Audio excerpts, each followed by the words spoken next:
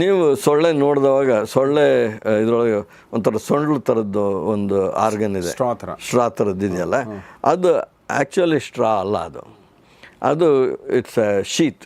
ಅದು ಒಂದು ಅದ್ರ ಮೌತ್ ಪಾರ್ಟ್ನ ಕವರ್ ಮಾಡಿರೋಂಥ ಶೀತ್, ಅದು ಓಪನ್ ಶೀತ್. ಅದು ಹಿಂಗೆ ಅಂದ್ಕೂಡಲೇ ಹಿಂಗೆ ಓಪನ್ ಆಗಿಬಿಡುತ್ತದು.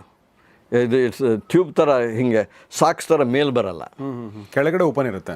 ಇಲ್ಲ, ಅದು ಸೈಡಲ್ಲಿ ಓಪನ್ ಇರುತ್ತೆ, ಹಿಂಗೆ ಪೂರ್ತಿ ಪುಸ್ತಕನೇ ಓಪನ್ ಆಗಿಬಿಡುತ್ತೆ. ಸೈಡಲ್ಲಿ ಓಪನ್ ಇರುತ್ತೆ. ಹೌದು, ಹಿಂಗೆ ಓಪನ್ ಆಗಿಬಿಡುತ್ತೆ.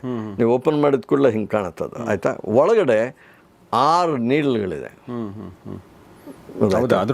ಅದರೊಳಗೆ. ಅದು ಇರೋದೇ ತುಂಬ ಚಿಕ್ಕದಿರುತ್ತಲ್ಲ. ಹೌದು, ಅದರೊಳಗೆ 6 ಇನ್ನೂ ಚಿಕ್ಕದು ಇರ್ತವೆ. ಅದರೊಳಗೆ 2 ಕಟ್ ಮಾಡ್ತವೆ.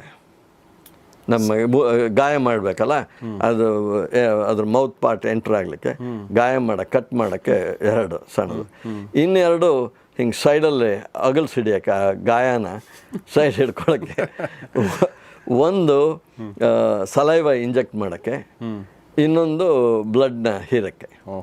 ಸಲೈವ್ಯಾಕೆ ಇಂಜೆಕ್ಟ್ ಮಾಡುತ್ತದು? ಸಲೈವ್ ಅದು ಇದು ರಕ್ತ ಹೀರೋ ಅಂತ ಟ್ಯೂಬ್ ಇದೆಯಲ್ಲ, ಅದು ಮೌತ್ ಪಾರ್ಟ್ಗಿನ ನೀವು ನೋಡಿದ ಸೊಂಡ್ಲು ಥರ ಇರೋದಕ್ಕಿಂತ ಅದರೊಳಗೆ 6ರಲ್ಲಿ 1, ಅಂದರೆ ತುಂಬ ಸೂಕ್ಷ್ಮವಾಗಿರೋಂಥ ಸ್ಟ್ರಾ, ಬ್ಲಡ್ ಇದು ಸಕ್ ಮಾಡಲಿಕ್ಕೆ, ಆಯಿತಾ. ಅದ್ರ ನಳಿಕೆ ಭಾರಿ ಸಣ್ಣದಲ್ಲ, ಅದು ಹೀರುವಾಗ ಅಕಸ್ಮಾತ್ ಬ್ಲಡ್ ಕ್ಲಾಟ್ ಆಗಿಬಿಟ್ರೆ, ಅಂದರೆ ರಕ್ತ ಹೆಪ್ಪುಗಟ್ಬಿಟ್ರೆ ಊಟನೇ ಇಲ್ಲಲ್ಲ.